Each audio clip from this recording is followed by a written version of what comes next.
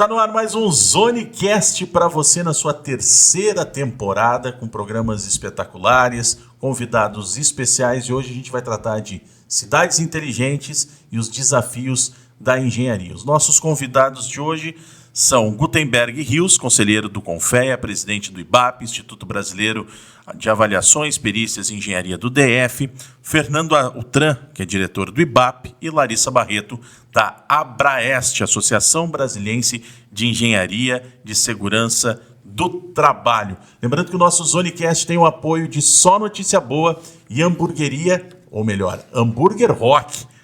Porque a gente come até mais do que um hambúrguer, é uma hamburgueria, Mr. Lewis. Como é que você faz uma coisa comigo? Hambúrguer Rock. O endereço você acompanha aqui embaixo. Estreou na última semana aqui no Distrito Federal, lá no Jardim Botânico. Sensacional. Não perde. Hambúrguer Rock. Dito tudo isso, com o Mr. Lewis, que aprovou agora que eu não errei, vamos recebendo os nossos convidados. Vou começar falando sobre o tema principal. Cidades inteligentes. Gutenberg, quando é que a gente pode classificar uma cidade como inteligente? Mas primeiro, obrigado pela oportunidade, obrigado pelo convite, é uma satisfação estar aqui com vocês, né? Pessoal do Zonecast aqui com o Adriano, obrigado pelo espaço. Brasília, é interessante, eu vou fazer só um adendo. Brasília, né, apesar de ser uma cidade conhecida aí muito mais pela arquitetura, né, a gente costuma brincar que é o berço da engenharia, né? Que afinal, apesar de toda a estética que a arquitetura projeta, a arquitetura está muito mais associada à arte, né, à beleza e tudo, para parar as estruturas em pé e fazer funcionar com as instalações internas, né, a engenharia está sempre presente. Então, depois quem quiser procura, tem um vídeo de JK emblemático, cara, de toda a infraestrutura que ele precisou criar para conseguir trazer um grupo diesel gerador e conseguir acender a primeira luz em Brasília. Isso daí é interessante. Então, é o berço da engenharia, a gente costuma brincar, né? Brasília ou qualquer outra cidade, eu gosto muito, a gente lê muito, né? Você tem alguma definição, mas as definições são fluidas de cidade inteligente. Mas uma das que eu mais me simpatizo, vamos pontuar assim, é aquela que, a cidade inteligente é aquela que atende a demanda dos seus cidadãos, na medida dos seus cidadãos, desculpa, vixe, tá difícil aí o português, mas na medida em que elas acontecem. Então, o pessoal sempre associa a um meio de transporte rápido, a um plug de celular, ou ela está conectada, mas fora isso, você tem eventualmente soluções que são de cunho básico ou de infraestrutura básica, um saneamento que funcione para 100% da população daquela cidade, né? Na medida em que você tem as contribuições coletadas e tratadas e que você não deixa ali resíduo ou impacto ambiental. Você não pode falar que aquela cidade não é inteligente. Claro que tem uma escala, você tem aí um emprego de tecnologias embarcadas, e aí você tem desde high-tech até as tecnologias, desde Da Vinci, ou desde a invenção da alavanca, não? São todas tecnologias, são todas ferramentas. Então, você tem aí uma gradação, mas na medida em que ela consegue atender, e aí por isso que eu gosto dessa definição, que ela consegue atender a demanda, né, da sua população, na medida em que essa demanda é feita, né, na medida que a população precisa, acho que essa é uma boa definição de cidade inteligente. Falando de cidade inteligente, quando se fala em engenharia, a gente pensa muito em construção, né? Levantar parede, obra e obra. Só que existe engenharia elétrica, existe engenharia em todos os outros setores. Mecânica. A Larissa é engenharia? Elétrica. A gente entrevistou aqui na temporada passada o músico, o Sadi Omrich, que é baterista do Nenhum de Nós, que ele é engenheiro químico. E ele fez engenharia química, sabe para quê? Para fazer cerveja. Massa. Porque ele tinha uma paixão por cerveja. Ele acabou. Ele trabalha ainda como cerveja. Os engenheiros do Havaí, que eram tudo arquitetos. Arquitetos, engenheiros, os membros do Queens são astrofísicos, engenheiros, sim, todos eles, menos o Fred Mercury. Fala pra gente dos outros tipos de engenharia, da importância dessa, quando a gente pensa na engenharia da construção, mas de todos os elementos que fazem uma cidade inteligente, como tecnologia, elétrica e os outros ramos. Adriano, obrigado, bom estar aqui com vocês, obrigado aí pelo convite, bom estar com a Larissa, com o Guto aqui, são parceiros, colegas aí do dia a dia. A engenharia hoje, ela está extremamente diferenciada, diversificada, você continua tendo as carreiras base, civil, elétrica, mecânica, mas hoje, dentro de cada uma dessas verticais, se é que a gente pode colocar assim, você tem uma pluralidade de opções. Eu, por exemplo, sou engenheiro eletricista, mas também de telecomunicações e eletrônica. Dentro da minha área você tem engenharia de redes, engenharia de potência, de distribuição, hoje engenharia da computação, engenharia de inteligência artificial. Então, assim, você tem muitas opções. Paradoxalmente,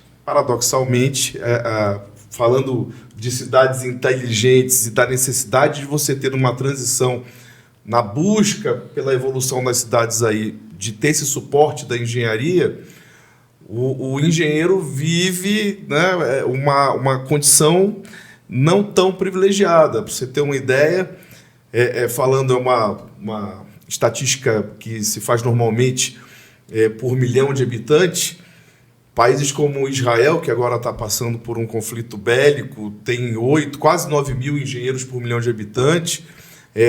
A China, com aquela população inteira, tem mais de 1.000 engenheiros por milhão de habitantes. Temos aí países como Finlândia, 7 mil. Peru, né, cara? Peru está aqui na América do Sul. Pronto. Brasil não tem nem 700 por milhão.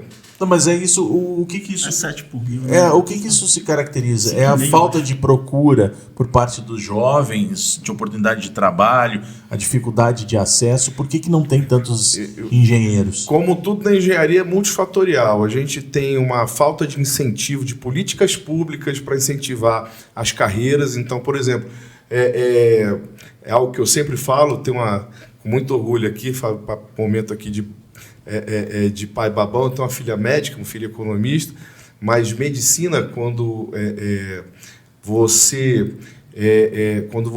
personifica a atuação de um outro médico sem ser, é um crime. O do engenheiro, por exemplo, não é uma contravenção. E a gente tem uma brincadeira na engenharia de que o médico, quando erra, mata um. O engenheiro não, mata muitos. Então, assim, não existem políticas. Isso aí é para caracterizar a ausência de políticas públicas. A gente tem, sim, muita gente, uma meninada grande, né? A Abraeste está sempre promovendo o IBAP, o Confeia está com um presidente novo lá e com conselheiros, deu uma renovada. O presidente hoje, o Vinícius, está dando uma repaginada, trazendo a meninada que está buscando a engenharia, programas para incentivar o pessoal a ter contato com a engenharia já ainda na escola. Mas quando a pessoa chega no mercado, infelizmente vê uma outra realidade. O salário que, apesar da gente ter um piso que não é respeitado, dificuldade de posicionamento e, de novo, né, infelizmente, até essa pluralidade, essa diversidade de subdivisões e divisões de especializações de engenharia, às vezes é um contrassenso, mas acaba prejudicando. E, infelizmente, hoje a gente tem muito colega que, às vezes, eu mesmo já encontrei vários dirigindo Uber. Não que seja ruim dirigir Uber. Sim, mas aí foge da sua finalidade. Exatamente. Ele estudou para aquilo, né? E, assim, se estuda muito para você ser engenheiro. A gente teve até recentemente a discussão, talvez a Larissa e o Guto possam falar melhor do que eu, que eles têm essa questão aí das associações, mas em relação à matriz de formação, possibilitando o formato híbrido de ensino à distância, de ensino. O direito, por exemplo, está mais restrito que a engenharia. Isso é vantagem para o engenheiro? Não é? Tem várias visões diferentes, mas de uma maneira ou de outra, o engenheiro, para se formar, para estar no mercado e para ter a responsabilidade da assinatura, estuda muito. Deixa eu perguntar para colocar a Larissa no assunto, que a responsabilidade do engenheiro. É óbvio que qualquer obra que sai aqui em Brasília, você precisa ter a liberação do governo, consequentemente a assinatura de um engenheiro para aquela obra para ser liberada. Acredito que tem que ser assim, né? Uma RT, né? A anotação de responsabilidade. Deveria. Aí é que vem a pergunta que eu faria para a Larissa. Se você vai para uma cidade do interior, você não vê ali, pode até ter uma plaquinha do engenheiro, mas o engenheiro só assina, mas ele nem fiscaliza a obra, o faça você mesmo. O campo de vocês dois, que é engenharia elétrica, também é o faça você mesmo. Quem é que é assim? O pedreiro ali, ele entende de construir, ele entende de estruturação de obra, ele entende também de elétrica, então vamos contratar o pedreiro fulano para fazer tudo isso. O que isso impacta na realidade do trabalho e dificulta o crescimento da profissão? Excelente pergunta, Adriano. E está totalmente relacionada aí à minha especialização também. Eu sou engenheiro eletricista, mas tenho pós-graduação em engenharia de segurança do trabalho e atuo muito mais na segurança do trabalho do que na engenharia elétrica, né? Queria deixar aqui meu agradecimento ao convite para a gente estar participando do Zonecast junto com você e todo mundo aqui, né? E o que acontece? Isso acontece em várias profissões, né? Principalmente na questão da engenharia da segurança, porque você vê muita informalidade. E isso traz com que as pessoas não atendam o que a legislação pede, né? Uhum. Então, se a gente tem obras onde a gente não tem responsáveis técnicos ou pessoas que têm um conhecimento técnico suficiente para estar fazendo aquele tipo de obra, aquele tipo de trabalho, a gente tem riscos, né? Então, a gente tem o risco daquela construção sair da forma correta. A gente tem os riscos também relacionados à segurança do trabalho, que são riscos de acidentes, que hoje a gente vê que eles estão muito mais presentes na parte de empresas que têm essa questão da informalidade, que não tem essas pessoas que são devidamente contratadas, né? Então, tudo isso impacta e influencia demais. E aí, essa pergunta volta para a pergunta inicial. A dificuldade de você não ter profissionais, de você não ter uma fiscalização, que eu acho que é o ponto que você pega aqui também. Como é que a gente vai construir situações, cidades, uma vida inteligente? Excelente pergunta, e aí tem alguns adentos aqui, até para trazer alguns números. A gente tem mais de 300 títulos de engenheiro no país, né, no último levantamento. Então, você tem realmente aí uma ampla gama. O curso de engenharia não é um curso fácil. Ele é até fácil para você passar no vestibular, mas você sair formado é que você tem que ralar muito para conseguir sair na outra ponta. Nossa, aqui no NB foi difícil. Pelo menos foi. Pô, pra caramba, cara. Então, não é fácil, né, de formar. A estatística é assim, entra 30, forma 3, 4... A mecânica entra 50, forma 5, essas brincadeiras. Só que é interessante, aí fazer um adendo, a gente falou do Vinícius Marques, que é o nosso presidente do Confé, cara, puta de um presidente que a gente está tendo, uma baita de uma oportunidade, sou fã do cara. Ele promoveu agora o maior estudo, né, o maior levantamento que teve de perfil profissional na história desse país, de qualquer outra profissão. Então foram mais de 48 mil, 40 e tantos mil entrevistados. E o nosso perfil ele é bom, Altran, por incrível que pareça. Olha só, o engenheiro na média ganha mais, estou falando média da população brasileira, ele está feliz, ele acha que é relevante para o sistema, só que ele não se sente valorizado. E aí a gente implica em outra. A mulherada está entrando em peso nesse mercado. Ele era um mercado de machista, vamos dizer, machista no sentido de mais homens, na verdade. Predominantemente foi homem, mas agora já inverteu a pirâmide, entra mais mulher. E o que é interessante, cara. Baita profissionais. Então, o homem ele entra por causa do sonho de menina, a maioria das vezes. A maioria dos homens que entram, não, eu sempre sonhei. A mulher ela entra porque ela tem competência e aptidão em matemática e física. Então, assim, a mulher está entrando e está entrando com muita força, graças a Deus. Assim, eu sempre preferi trabalhar muito com mulher. Então, a gente tem esses percalços. Só que a gente tem um percalço cultural também que a gente precisa ponderar. Então, você falou de medicina, né, Altran? O pessoal vai no médico quando? Quem é que faz 100% dos check-ups? Ninguém. Então, tipo, quando quebra, você chama. Você só procura. Deu BO, você chama o cara. Você só procura o médico quando você vê Jesus chamando. É verdade, mas olha só, daí um exemplo assim de na prática, que está agora em voga se discutindo o tal do Ozempic. Uhum. Agora você só pode ter acesso a esse tipo de medicação da família do Ozempic com a receita médica. Mas ainda para fazer uma obra, para fazer uma instalação elétrica, você chama o Zé Faísca, você chama o pedreiro que não tem experiência. E quando só vai se verificar essa parte aí da atuação do profissional depois de dar o problema.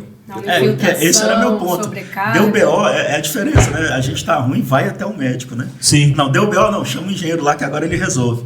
Então, e aí, até contrapondo um pouco, eu não acho que o engenheiro ele concorre com um secundarista ali, ou com o pedreiro, ou com o próprio motorista de Uber. A Uber ela veio para, cara, eventualmente você ter ali uma renda extra, ou quem quiser aproveitar melhor o carro, até o uso de... Tá se discutindo muito o uso de carro, né?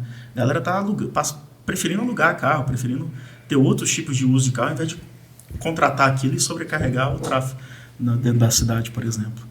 Então, a gente tem uma ampla, a gente precisa de mais engenheiros, Tem até uma brincadeira do chinês que chegou numa reunião e falou assim, bicho, vocês pagam quanto para o engenheiro aí? Em média, 12 mil piso. Tá, vai dar aí $3.000 e tal. Quanto vocês estão formando? Cara, a gente tem 1.300.000 aqui profissionais. Aí o cara fala assim, não, tudo bem, manda lá para a China. Aí na formação... absorve eles.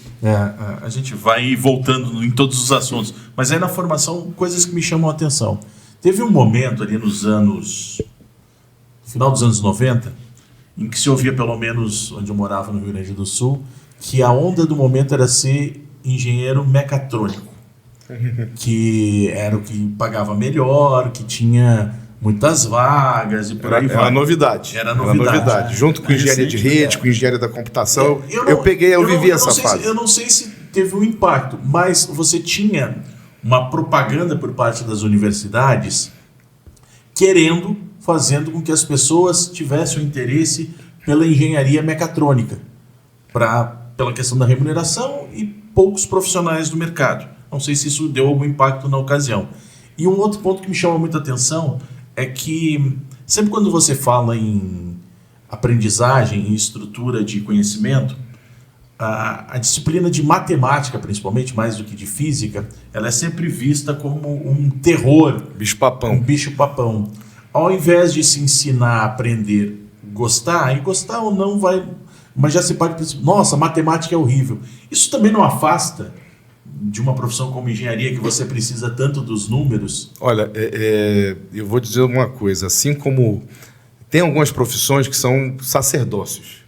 Engenharia, pelo menos para mim, talvez eu seja aqui o mais dinossauro dos dinossauros. Eu entrei em 92 na UNB, peguei greve, saí em 99, então estou aí com 26 anos de formado.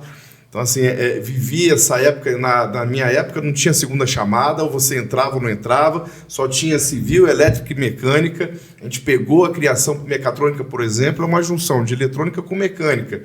Então, já foram algumas inovações que foram fazendo. Mas o que você falou é uma verdade tão grande que, se você vai ver, e dentro desse levantamento que o Guto comentou, dos engenheiros que atuam na engenharia, mas a gente tem muito profissional formado em engenharia, mas que atua no mercado financeiro.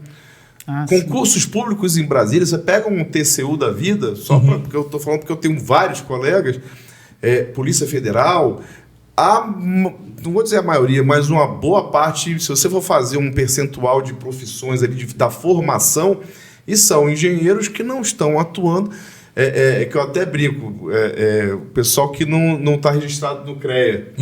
Isso nem entra na estatística que a gente falou aqui agora há pouco. Tá entendendo? Então, assim, o pessoal que fez engenharia, mas não está habilitado, não está atuando na linha da frente da engenharia. Mas é uma formação diferenciada, sim.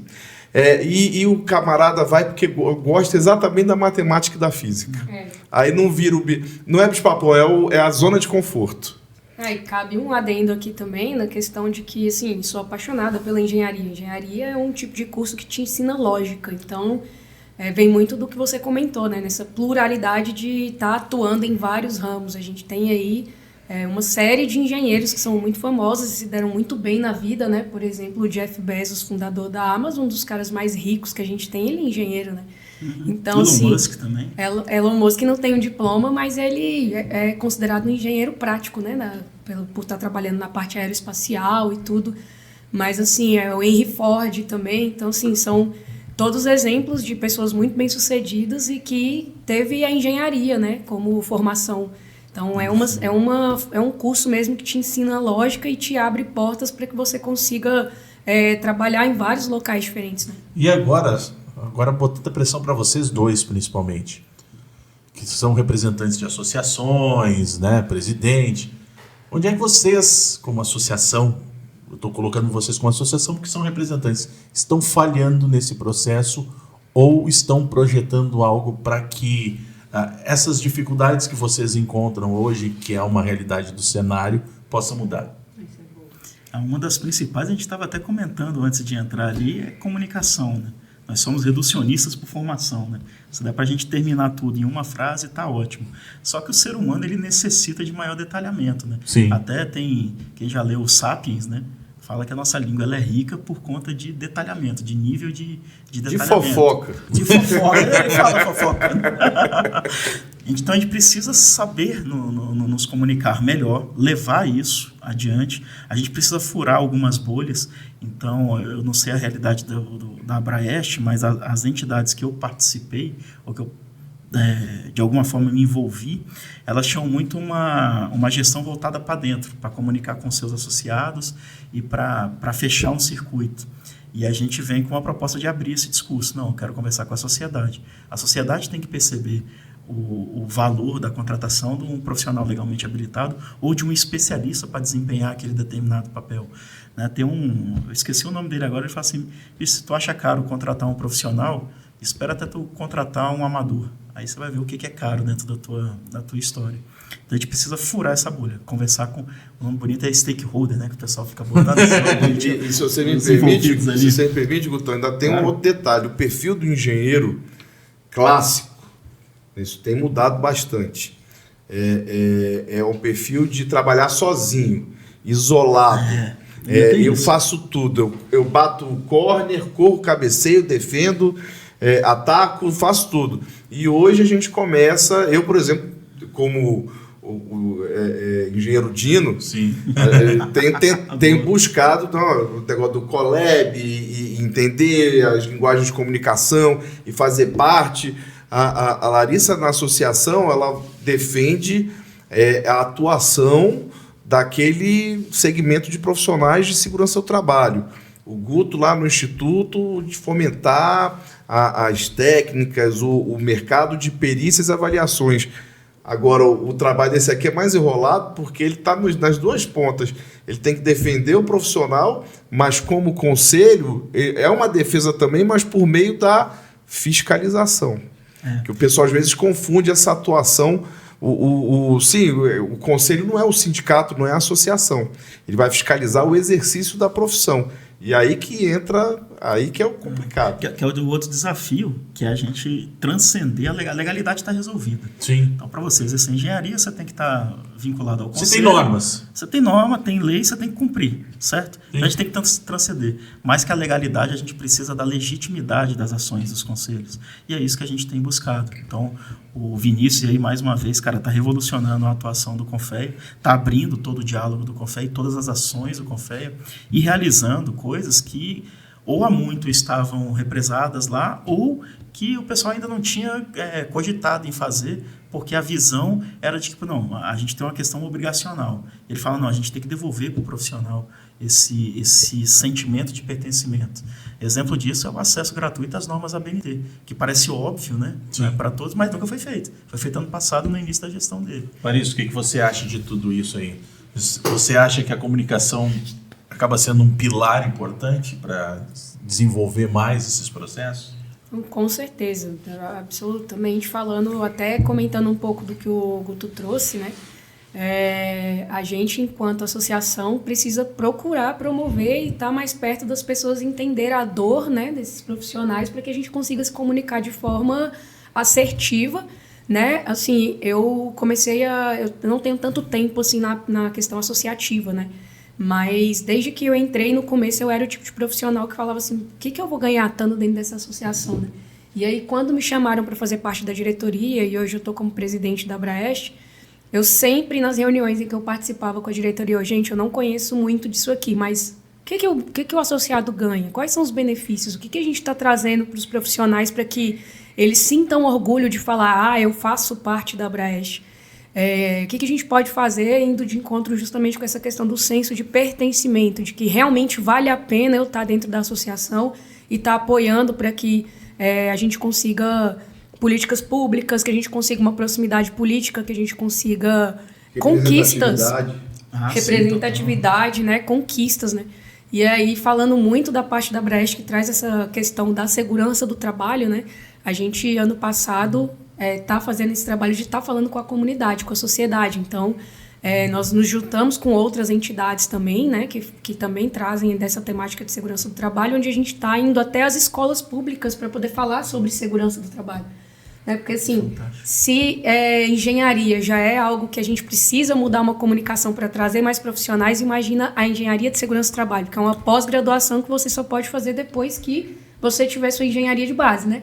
Ou se você cursar arquitetura, mas é algo que é uma pós-graduação, né? Algo a mais. Então, assim, se a gente não vai até as escolas para poder falar, e principalmente aqui em Brasília, onde a gente está com o berço do funcionalismo público, né? A gente tem muitas empresas que são contratadas, terceirizadas, que pelos próprios editais de licitação não trazem essa questão da obrigatoriedade de ter um profissional da segurança do trabalho presente ali nas atividades. A gente vê notícias muito tristes, né, com relação a mortes e óbitos de pessoas que estão trabalhando. Poderiam ali, ter né? sido evitados, sem dúvida alguma. Exatamente. Então, essa parte da comunicação que você comentou, Adriano, realmente ela é essencial e é o que a gente tem buscado dentro da Abraeste, de estar conversando com a sociedade. Eu ousaria dizer para vocês que eu acho que não é só a engenharia que vem buscando isso, o processo de comunicação. E aí eu não estou nem falando dessas relações de redes sociais, as pessoas quererem aparecer mais com as suas funções, seus trabalhos,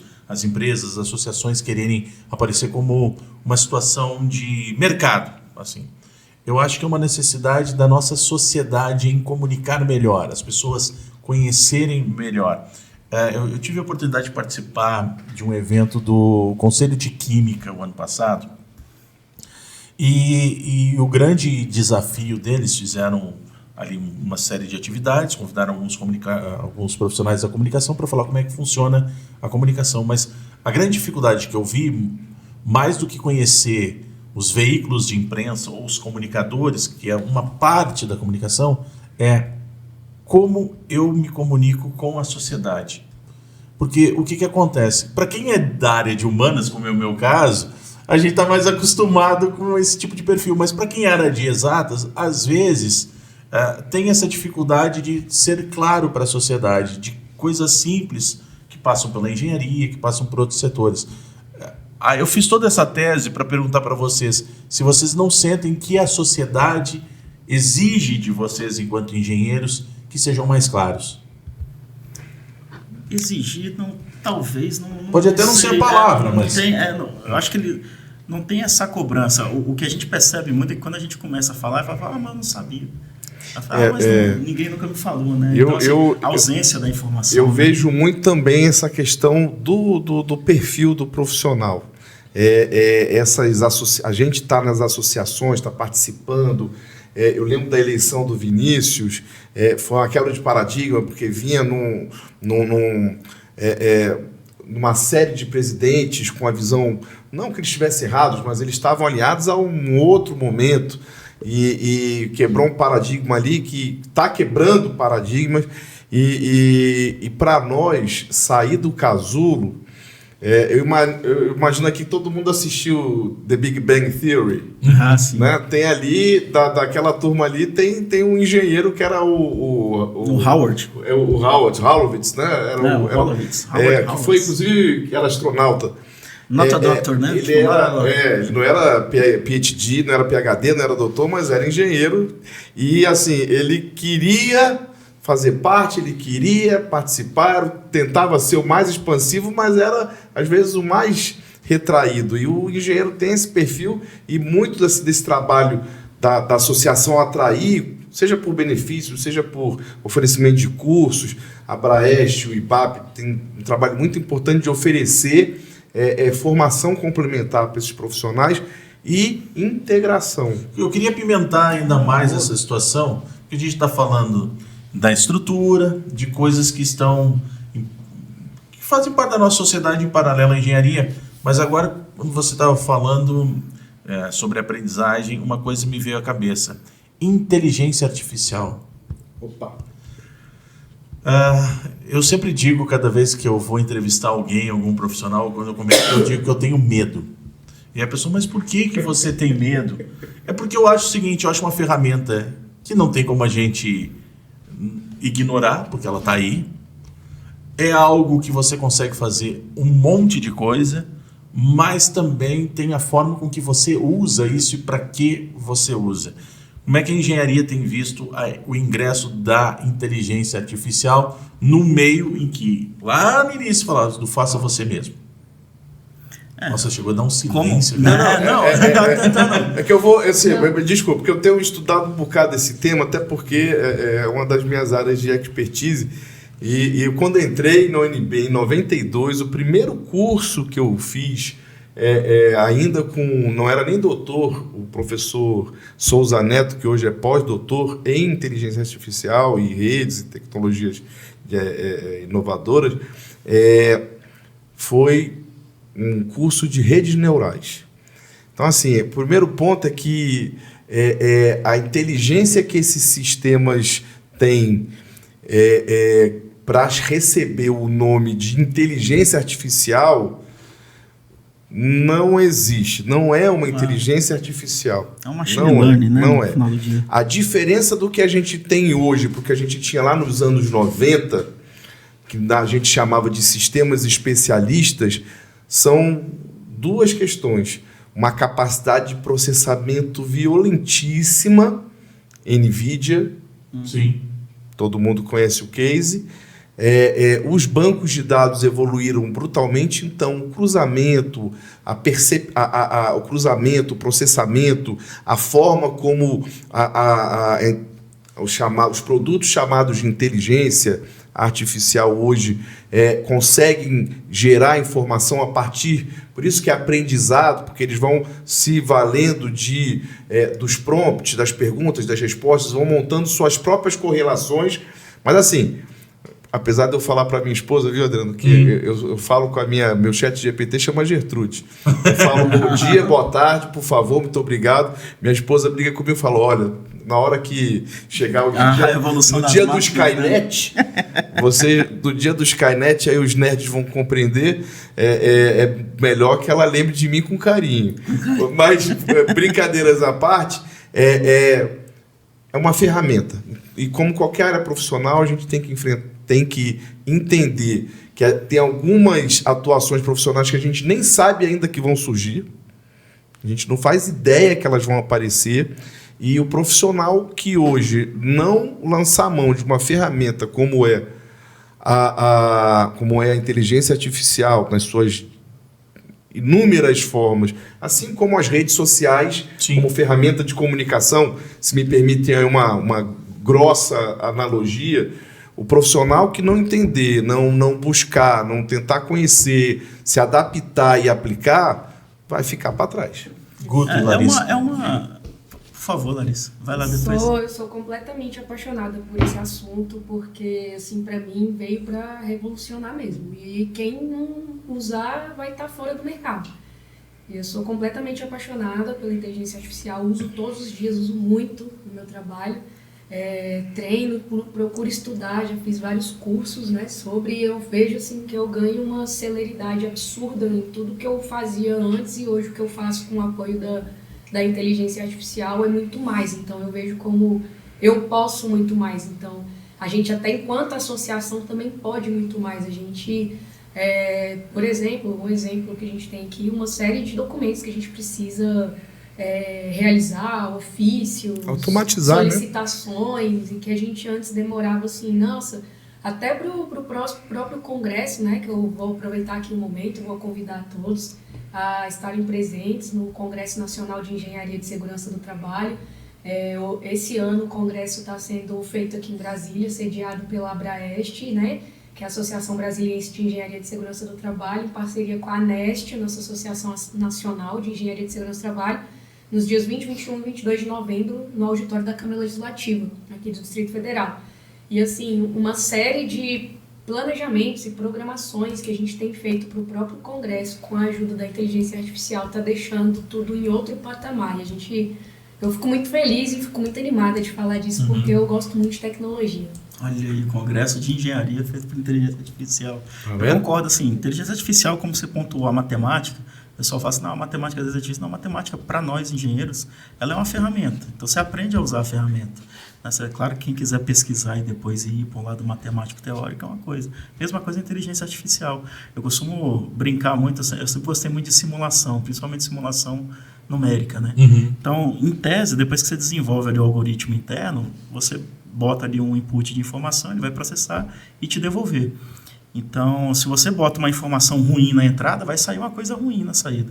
E quem é que vai analisar isso? Quem é que tem essa sensibilidade? E o quanto é o profissional. E o quanto que isso está facilitando no trabalho do dia a dia? Não, total. Você não falava de Big Data? Como é que você traz a Big Data para um momento palatável da inteligência humana? Hoje a gente tem quantidade de dados aí na nuvem que a gente não dá conta. Você está falando de dados, tem uma coisa que me impressionou. Eu estava vendo hoje sobre isso. Algo que nos Estados Unidos a gente já vê isso há mais tempo e aqui no Brasil não, sobre construções. A construção no Brasil, estou falando com engenheiros aqui, eu querendo falar como é que é a construção no Brasil, mas vamos lá. O que a gente pensa sobre casas, normalmente, ou edificações? Tijolo, madeira, né? Basicamente isso, concreto, na sua estrutura. Nos Estados Unidos, já há muitos anos, você vê o que eu chamo de construção de Lego, em que você monta as estruturas e vai só modulando. Eu vi um vídeo hoje de uma chamada, eu não sei se é Casa Iglu, que é o nome da... Mas o que é? Você monta uma casa toda e você coloca em qualquer área, em qualquer terreno. Tira essa casa, eu estou usando casa, mas pode ser construção. Já tem impressora 3D de casa.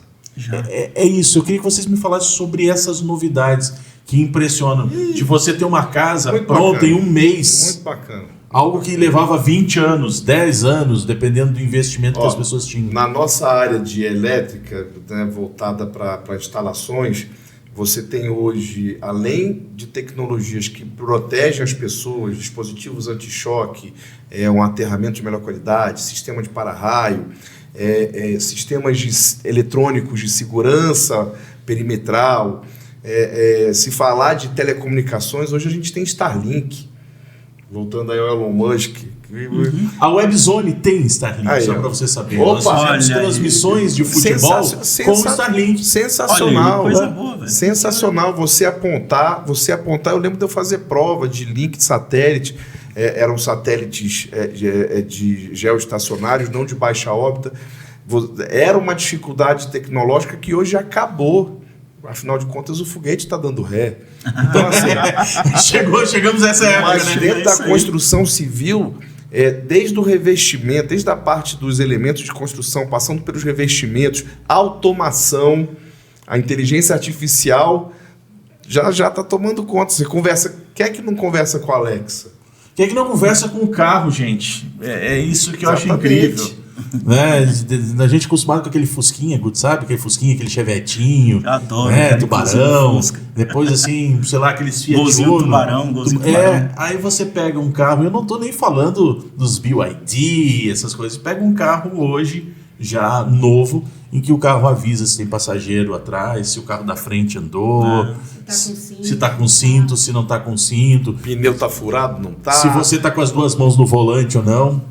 Não, e a Alexa e a Siri já se identificam uma com a outra, né? E brigam, né? Elas têm um conflito. Não, se você chama a Alexa de Siri ou a Siri de Alexa, o negócio dá conflito ali também. Com certeza. E essa evolução, que nem a gente pegou a questão da engenharia elétrica, o que mais que a gente pode ver? Você falou sobre impressão 3D, dessa evolução da rapidez da tecnologia com a produção da engenharia. Ela passa até por uma evolução dos materiais, né? A gente não pode... Os materiais que eram utilizados antes, eles evoluíram, né? E uma outra coisa que a gente precisa ter ciência é que tudo é regional, né? O Brasil, ele é um país que a gente não tem furacão, a gente não tem... Aí, espero que continue não tendo. Terremoto parece que até tem de vez em quando alguns abalos, mas não fazer é. um povinho. Mas tem flamenguista, né? Bom, brincadeira à parte, gente. Mas existe também aí o para que aquilo ali foi projetado. Então, região de muito tornado, por exemplo, você tem que ter um método construtivo que preserve a vida de quem está lá habitado. E, eventualmente, a casa é o pessoal brinca de papel, né? Para voar mesmo, para preservar aquela a vida máxima dos 3 porquinhos. Pronto, algo que vai. Funciona? Mas você estava falando das associações, eu faço parte de uma outra associação que chama-se Asbraco, que é desde a década de 60, que é a Associação Brasiliense das Construtoras de Brasília. Apesar da minha empresa não ser construtora, eu sou uma empresa de perícias de engenharia, eu faço parte dessa associação e a gente sabe que hoje está se enfrentando um desafio muito grande com mão de obra para a execução de obras. Exato. Então, assim, isso é um outro fator que precisa ser vencido, mas ao mesmo tempo está pressionando as tecnologias mas obras em geral, porque o que acontece? Sei lá, voltando à parte rústica lá dos porquinhos, construiu uma casa de alvenaria, de madeira é uma coisa, você precisava de um determinado profissional para fazer aquela construção, de um determinado estudo para levantar aquela casa. E aí envolve também a elétrica de toda. Hoje, nessa linha que eu chamo de Lego, em que você só vai montando as estruturas, tem profissional para isso? Como é que funciona?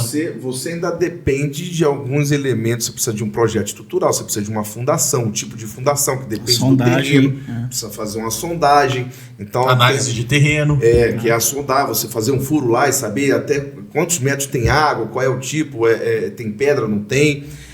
Mas na hora de subir, você já tem muitas tecnologias de materiais pré-fabricados. Eu lembro da nossa terceira ponte do lago, ela veio, os módulos já todos prontos. Né? Só foram encaixados ali, mas e todo dia estão sendo lançados. A gente está falando aí de revestimentos, de estruturas, de paredes, de pré-fabricados. Os Estados Unidos têm uma cultura muito grande das estruturas de ferro, as estruturas de metálicas, né? Em complemento ou como uma opção alternativa à estrutura convencional de tijolo, etc. Então, e essa pressão da mão de obra também, por tudo que a gente, do momento que a gente vive hoje, que está escasseando, também pressiona a tecnologia a trazer novidades. A mão de obra, ela se qualifica, né? Então, assim, a gente tem uma escassez dentro da construção civil, sim, uma dificuldade de ter mão de obra, porque hoje, quando você vai comparar aí, vamos voltar aí o exemplo do Uber, né? O salário que um ajudante de obras recebe e o que essa pessoa poderia receber se ela estivesse rodando de Uber, né? Você comparar financeiramente, vale mais a pena você estar trabalhando de Uber, né? Então, assim, é um trabalho também extremamente penoso, né? Quando a gente vê que está vindo tecnologias, e a gente vê isso dentro da internet, onde a gente vê robôs assentando concreto, robôs fazendo assentamento de piso cerâmico, né? Fazendo reboco. Armação, fazendo reboco. Eu, particularmente, aí puxando um pouco da sardinha para a segurança do trabalho, e também como sou formada em ergonomia, né? A gente entende que o que é feito hoje na construção civil é muito retrógrado, já tem que evoluir isso mesmo. Não é serviço para o ser humano, né? Aí a gente tem um problema. Peso, flexão de não sei se vocês concordam, a gente tem um problema de país, né? E aí eu não estou falando de governo. É uma questão cultural também. É uma questão, porque assim, cada vez que você fala em avanço de tecnologia, qual é a primeira preocupação que a gente tem enquanto sociedade? Acabar com o emprego das pessoas. Acabar com o posto de trabalho. E aí, na minha visão, e posso ser confrontado com ela, a gente tinha que estar discutindo educação. Como Concordo. Vou preparar essa pessoa para estar preparada para esse mercado de trabalho? A gente sempre se preocupa com aquela máxima do casal ali que teve a traição, não sei o quê, de tirar o sofá e de não resolver o problema. A nossa sociedade... uma visão que eu tenho, ela dificilmente, as pessoas, elas não querem pegar o problema, ver o problema e qual é a minha parte nesse problema para eu resolver. É transferir a responsabilidade para o outro. E eu acho que quando a gente fala de tecnologia e substituições, a gente tem sempre essa discussão. Mas eu vou perder emprego. Tá, mas por que a gente não pensa num planejamento de estruturação e qualificação, mas não algo que fique no papo, algo que seja política governamental. Por isso que eu digo que interessa quem seja o governante, uma política de Estado. Falei muita bobagem? Não. A tecnologia, conforme ela avança, ela abre mais posições de emprego, até porque você precisa qualificar a mão de obra. E não é uma questão só de Brasil, não.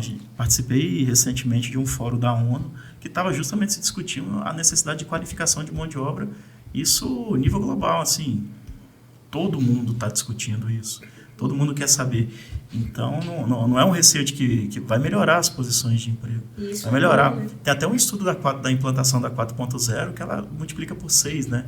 A montante e a jusante, a cadeia de geração de emprego, né? Quando da implantação da indústria 4.0. Mas daí a gente pega outras questões, por exemplo. Hoje a gente está vivendo um momento cultural, de novo, cultural aqui no Brasil, por exemplo, que os jovens acham, assim como está surgindo aí o movimento, é feio ser CLT, Eu vi isso aí. Eu vi Tá mesmo? Eu vi uns dois, a gente vê, né, o vídeo, coisa e tal, a moçada falando que é feio o CCLT.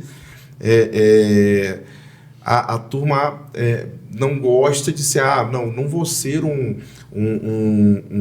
entre aspas aqui, pessoal, um peão de obra, um pedreiro, um assentador de piso, um eletricista, porque acha que cria uma pecha. Se eu posso ser um motorista de aplicativo, um influencer, então assim, é uma questão cultural que tem que ser estudada e ainda soma a questão, e aqui eu não estou entrando em questões aqui é só uma constatação do cenário que a gente tem que enfrentar, dos benefícios que a gente tem. Então, muitas pessoas hoje, a gente tem estado que tem mais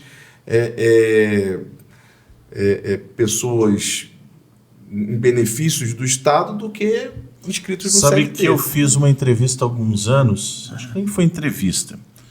Estava participando de uma reunião com o pessoal do SESI, do trabalho, né? CNI, Sistema S+. Confederações. As confederações todas. Os sindicatos. E aí o debate que estava naquela época era o seguinte: nós que somos, vou tirar os mais, nós somos um pouco mais velhos, que era muito comum de você ter o ensino profissionalizante, lembra? Que era o SESI, dava muito do ensino profissionalizante.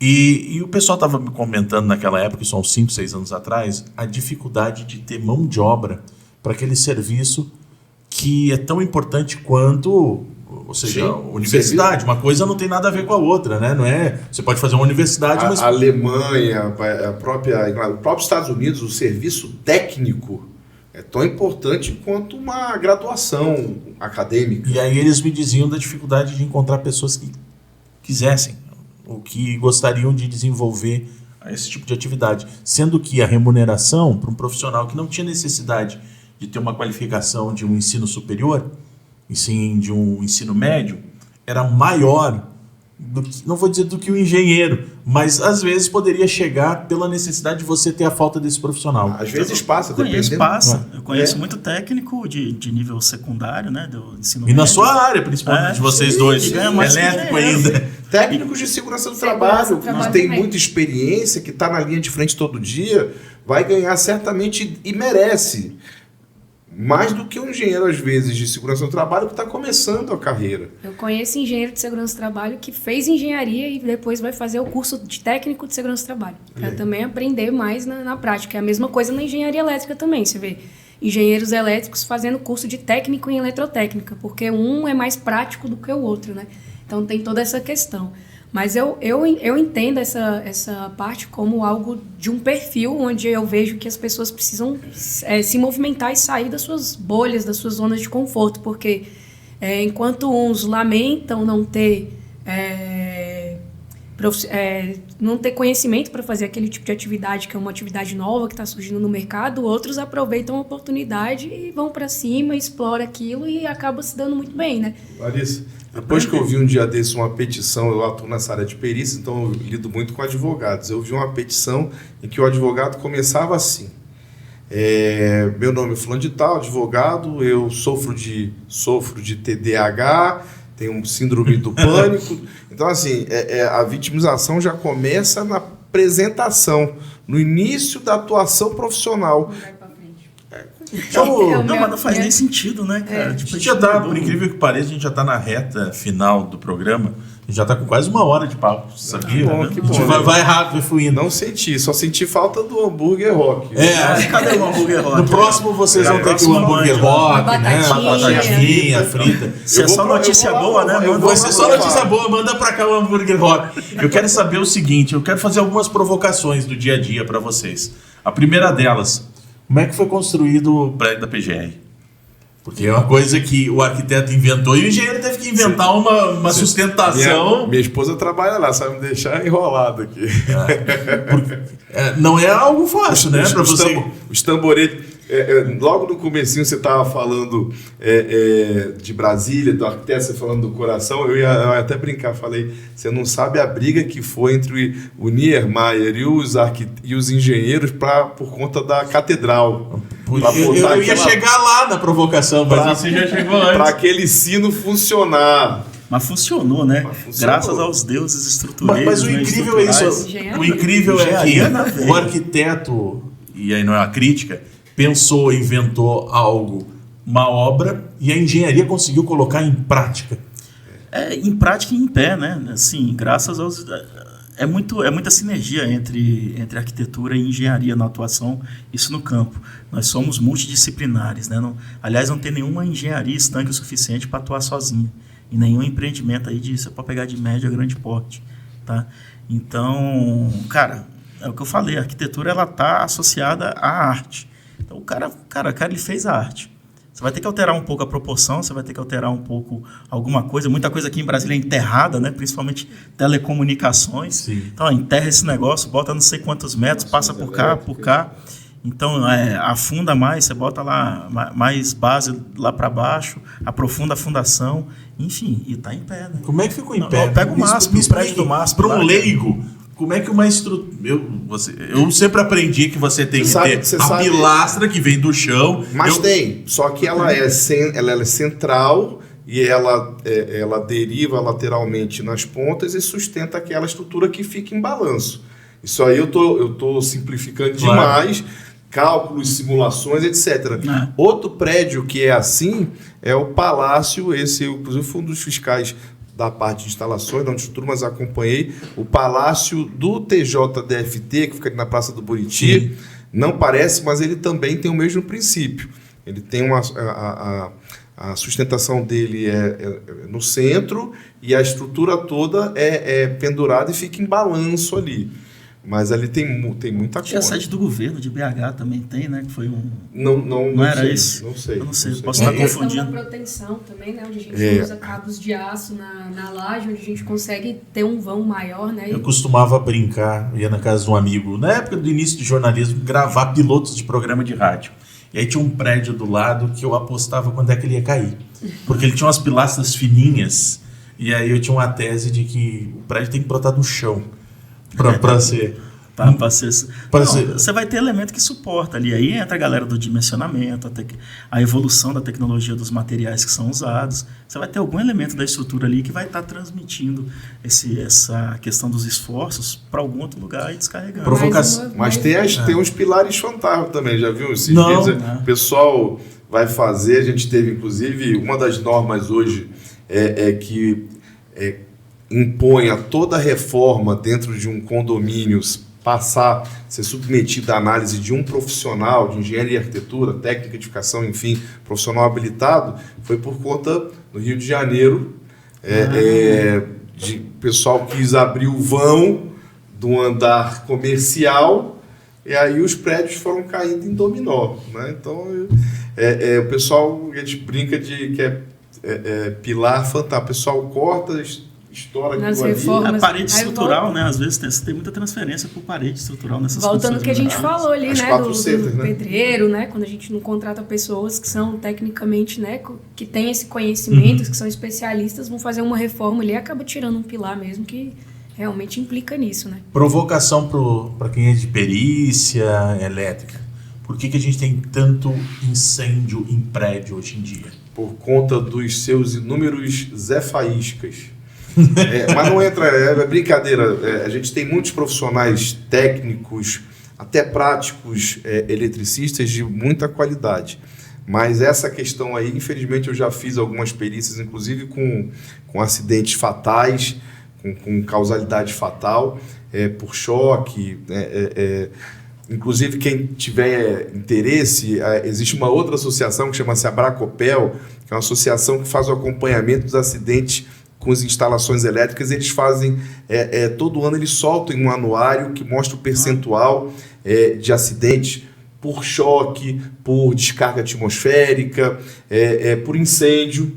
E aí, de novo, entra a questão do multifatorial. Você tem, às vezes, profissionais que não têm o conhecimento, que a gente fala da qualificação e da habilitação. A qualificação é um conhecimento formal para uma instituição reconhecida, e a habilitação ele é fiscalizado por um conselho profissional. Não precisa ser só o engenheiro, o técnico, o arquiteto, cada um tem o seu conselho. Mas tem também, por exemplo, nos prédios, a questão não se exige um conhecimento técnico dos síndicos e síndicas que assumem e colocam hoje o seu CPF na reta.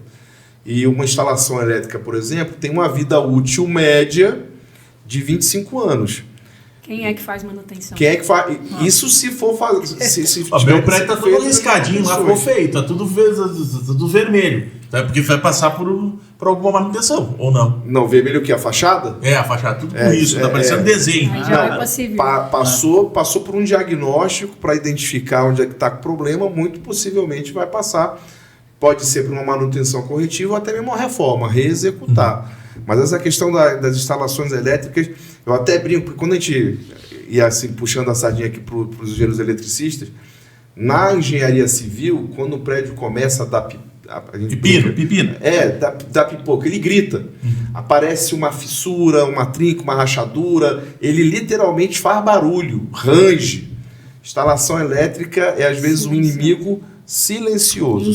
Você abre um quadro assim, às vezes está até bonitinho, arrumadinho, mas você não sabe, por exemplo, se o cabo que está passando na tubulação que você não enxerga, que aqui no Brasil é uma prática, infelizmente, criminosa, o uso de cabo desbitolado.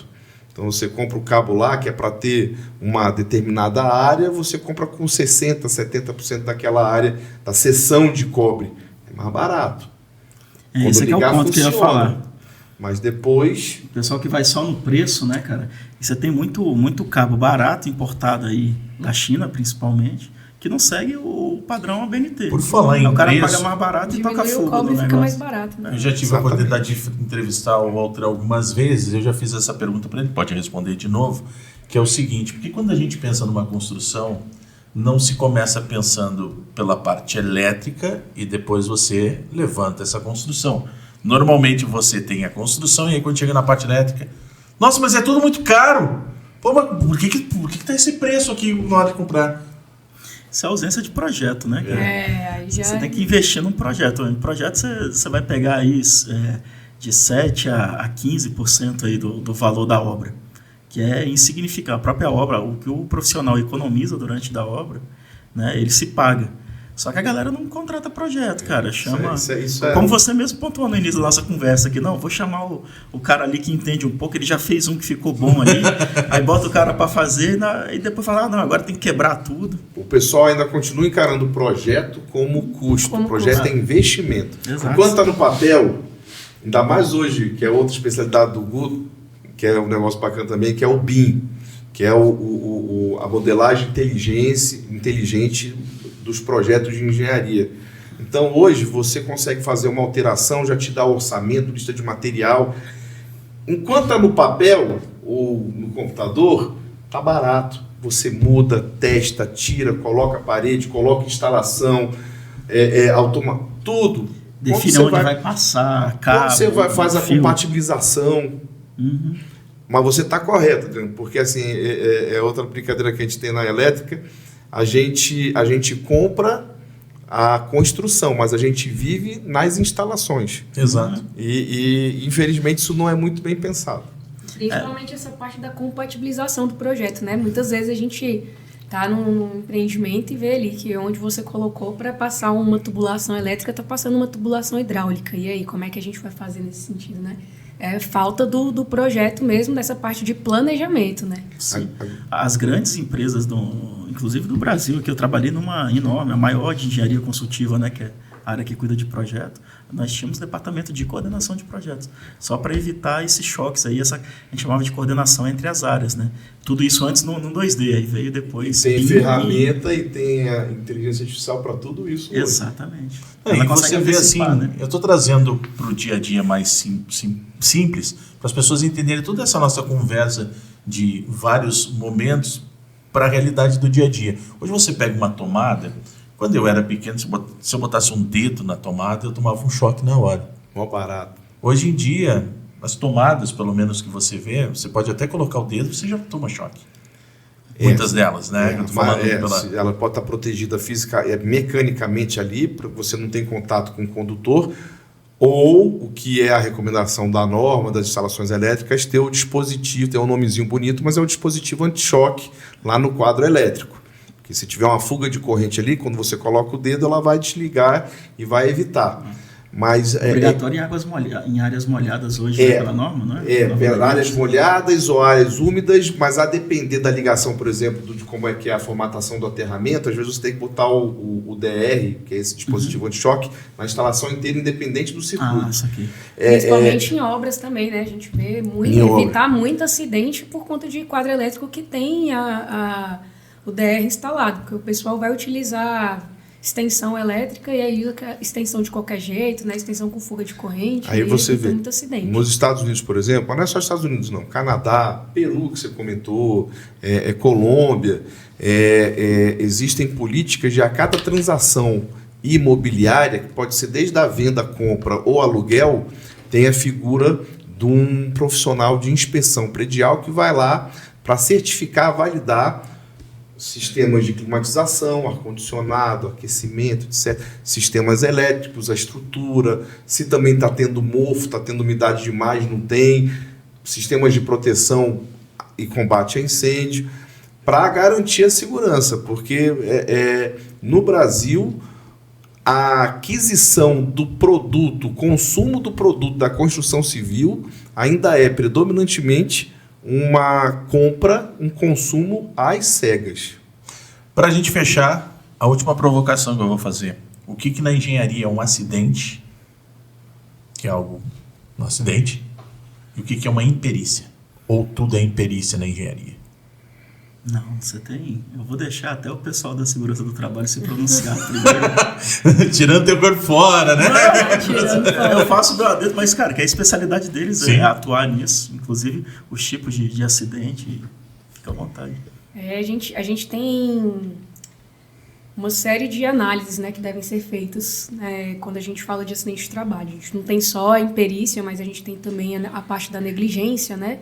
E que isso acontece muito na área da segurança do trabalho, muito mais do que a imperícia, né? A própria negligência, quando o profissional sabe que aquele procedimento que ele está executando está errado, e não pode ser feito daquela forma, mas mesmo assim executa, né? E aí a gente tem uma maioria esmagadora dos registros de acidente que a gente tem hoje por conta de desvio de procedimento, né, operacional, quando a gente fala sobre isso. Então, assim, eu vejo das duas formas. A gente tem a Você vê mais a imperícia provocando um acidente do que um acidente por si só. Tipo, coisas que estão fora meio que do cuidado. Muito relacionado ao fator humano. Né? Um dia eu estava vendo, eu sempre tive um pé na engenharia, na tecnologia, e eu estou fazendo um curso de atualização de cibersegurança, e a gente estava vendo as mesmas coisas que a gente viu lá na segurança, estudando engenharia de segurança do trabalho, de análise de risco.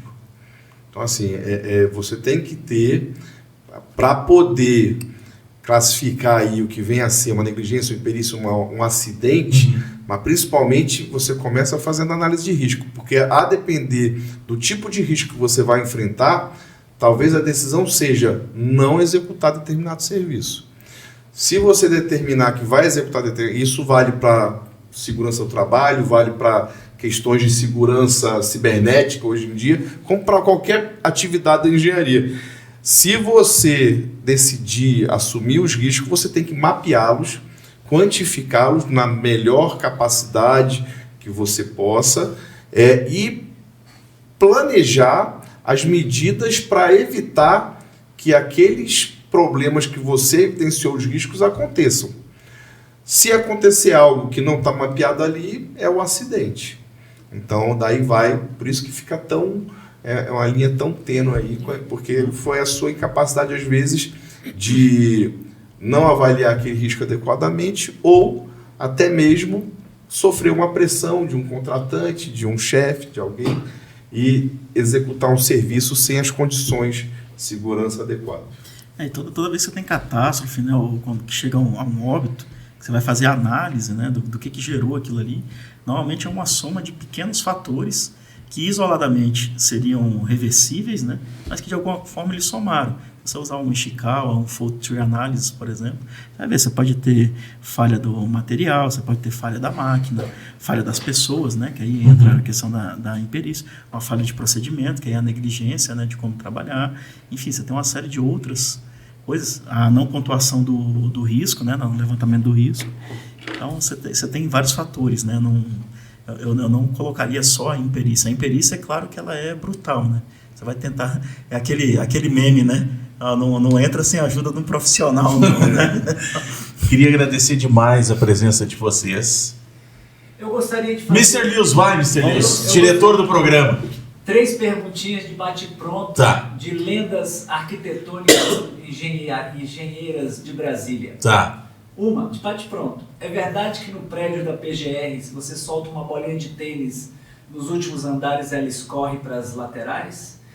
2, é verdade que o Pátio Brasil, o prédio que ficou lá há anos, ele treme, de vez em quando dá umas tremidas? E 3, é verdade que a Ponte do Bragueto, antes da duplicação, e eles fizeram todo aquele trabalho, ela estava com risco sério de cair? 3 perguntinhas. Nossa, eu achei que eu seria o cruel, mas o diretor do programa... Deixou pro final. Vou responder a que eu sei. Todo prédio treme. Todo prédio trabalha. Em maior ou menor grau, mas todo prédio treme, todo prédio trabalha. Já me safei, já livrei, agora tá com vocês. Achando que ele ia perguntar se tem crocodilo na rede de esgoto. Mas olha, eu vou pedir pra minha esposa... Lago Paranoá. Vou arrumar uma bolinha de tênis... Vou dar pra minha esposa testar lá na PGR. Grava o vídeo e a gente reproduz na WebZone, né, Mr. Lewis? Compromisso meu. Pois pronto. Provavelmente alguma drenagem. Eu não sei, eu não conheço o projeto da PGR a fundo para dizer. Provavelmente algum nível Os de drenagem. tamboretezinhos. Não, eu sei qual que é, mas eu não acompanhei a obra, né? Então eu não sei. A questão do Pátio Brasil é provável, né? A estrutura elas mexem. Agora a Ponte do Bragueto, de fato, existiu alguma coisa ali que era essencial ela ser substituída no processo, ou ser reforçada. Havia muito estudo lá que estava indicando já um potencial de catástrofe muito eminente. Dizem as más línguas que uma pista foi pro bolso de alguém. Polemizou. Brasília. Tem que ter uma fofoca. Não, Você não nossa fez uma cidade. pergunta, Mr. Lewis. Estádio de futebol. Eu fiz perícia. Uma das inúmeras... Sobre tremer, né? Eu também, nessa linha. Também, mas assim, do estádio de futebol, eu sempre tenho uma que eu hoje em dia é um processo público, posso comentar. Eu fui fazer uma das perícias, que tiveram inúmeras, da construção, e analisando a planilha de equipamentos e materiais, tinha um item lá, dispositivo computacional hipersônico parabólico da NASA. Estou exagerando, mas era uma descrição assim que parecia realmente um supercomputador. O valor era algo em torno assim, de 25, 30 mil reais, e era um microcomputador que valia. Mas era 3. Um Celeron. Né? Aqueles antigos, né? 386. Eu sempre me lembro. Mas Brasília tem esse charme, que nem as capitais tem que ter sempre uma conspiração. Uma lenda urbana. A gente começa. Era melhor ter perguntado do jacaré na rede de esgoto, cara. Tem problema do Lacoste? Não sei, eu vou deixar essa. O diretor do programa tem mais uma. Mais uma, então? Cara, para fechar. Aí é mais história da engenharia. Verdade que na época de construção de Brasília, para acelerar o processo, construção do Congresso, os caras caíam lá de cima, ficavam umas lonas embaixo, o cara caía, ele só virava a lona assim, puxava, e o trabalho continua. Desconheço. Agora é a segurança do trabalho. Desconheço, sei que isso aconteceu muito no Lago Paranoá.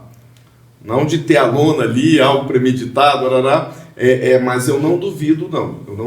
Obras de grande porte, assim, por exemplo, resguardadas as proporções, mas, por exemplo, o Canal do Panamá, foram milhares de pessoas que morreram durante a execução. Agora, a gente não tinha naquela época as normas que a gente tem hoje, não tinha uma fiscalização, não tinha estatística, então muito provavelmente morreu muita gente que não se tem nem ideia. Resolvido. Tem um adendo aqui, já que você está falando do início ali de Brasília, de fato o pessoal quando foi encher o Lago Paranoá, a velocidade a vazão, né, que provocou ali o enchimento do lago, ela foi mais rápido que o pessoal calculava, né? E aí teve uma vila operária, a Vila Mauri, depois, sim, que ficou inundada, o pessoal faz mergulho até visita, né? Ficou submerso. Acredito que não teve óbito, não. O pessoal conseguiu evacuar. O que ficou foram só as estruturas, né? As caveirinhas que tinham ali já tiraram. Já foi com o tempo, né? Não queria falar mais uma coisa, Larissa? Não. Mas e tem as histórias de Brasília com o nosso amigo lá, João Amador. Tem um livro dele que conta essa história também dessa vila. Da Vila Mauri. Da Vila Mauri. Isso é bacana. Pessoal, muito obrigado por terem aceito o convite. Para da gente encerrar de fato, eu queria que vocês dessem as redes sociais de vocês ou também das associações para quem quiser conhecer mais o trabalho que vocês realizam. Maravilha. A minha, enquanto profissional, no Instagram, né? @GutenbergFRios. Quem quiser, segue lá. A gente tem um engenharia _ prosa também. E aí a rede do IBAP é IBAPDF, tudo junto. E é legal seguir também as redes do Confeia, Confeia _. Então acompanhem lá, porque, cara, o Confeia está revolucionando aí essa forma de comunicar a engenharia, a agronomia e geociências no país. Eu tô com os meus 2 presidentes, deixa eles falar, depois eu falo a minha. Bom, minha rede social profissional é Eng, de engenharia, eng.larissabarreto. E as redes sociais que a gente tem hoje dentro da associação é a Abraeste, ponto oficial, e nós temos também o @ConestBrasil, que é o Instagram em que a gente está fazendo toda a divulgação do nosso Congresso Nacional, que vai acontecer em novembro aqui em Brasília. Teremos palestrantes nacionais, palestrantes internacionais, esperamos aí um público estimado de 500 a 700 pessoas, né? Teremos palestras, mesas redondas, uma série de oportunidades de negócio, de networking, feiras, fóruns relacionados à engenharia de segurança do trabalho, para abrir espaço para as mulheres nesse cenário também. Então, fica aqui novamente o convite para que todos participem. Altran. Primeiro agradecer, Adriano, agradecer ao Lewis, obrigado mesmo pelo carinho. Desculpa se eu falei demais, porque eu me sinto muito à vontade com vocês. Falar. Perfeito, se não quer falar, pode. Mas olha, o evento da Abraeste, a gente vai ter agora, no comecinho de julho, pessoal, lá no CREA, um evento para os colegas de engenharia que têm o interesse de conhecer o mercado de perícias, as oportunidades do mercado de perícia de engenharia. Dia 4 de julho. 4 de julho a gente vai ter. A gente vai estar lá, inclusive eu sou um dos palestrantes, vou ter muito carinho em recebê-los. Aos não colegas de engenharia, me permitam dizer, os engenheiros, né? Engenheiras e engenheiros não são bichos papões, são pessoas que se dedicam ao conhecimento. Quando houver alguma dúvida, procure um engenheiro, converse, tire a dúvida, porque isso vai te economizar, vai trazer segurança para o que você precisa fazer, e principalmente uma redução no custo aí final, porque você vai ter algo de mais qualidade. Confie, tenha seu engenheiro, confie no seu engenheiro ou engenheiros. E, por fim, a minha rede social, eu tenho a da família lá, mas assim, a que eu uso de trabalho é @FRXperícias, mas sou muito bem representado pela Abraeste, muito bem representado pelo IBAP, um membro orgulhoso do sistema Confea, CREA e Mútua. E, de novo, aqui já fazendo a minha função de diretor de Relações Institucionais também do Sindicato Nacional de Peritos de Justiça, do Instituto Brasileiro de Avaliações e Perícias de Engenharia. Havendo alguma dúvida, procura a gente tem profissionais para indicar, para tirar às vezes dar uma orientação, um norte, para você pelo menos começar na sua jornada aí, seja para uma obra, seja para um serviço especializado. Está em voga agora, por exemplo, a questão dos carregadores veiculares nos edifícios, que isso é tema até para um outro bate-papo. Mas, enfim, nos procure, o que a gente puder ajudar, orientar, dar pelo menos um primeiro norte, vai ser um prazer. Não, e esse homem faz de um tudo, que eu vou ter que fazer um podcast com ele falando sobre charuto. Opa! E vou ter que fazer um podcast falando sobre golfe. Opa! Faz outro de vinho também. De vinho também? Mas aí você tá Não, de falando... preferência do vinho me chama. Ah, tá. Mas aí você... Degustação. Engenharia é hobby. A minha atuação profissional no principal é o golfe e o charuto. Gente, muito obrigado mais uma vez. Até a próxima. Esse foi o nosso Zonecast, que volta na próxima semana com mais um programa especial, agradecendo a direção geral e participação especial de Mr. Lewis no nosso programa. Até o próximo. Tchau, gente. Valeu, um abraço.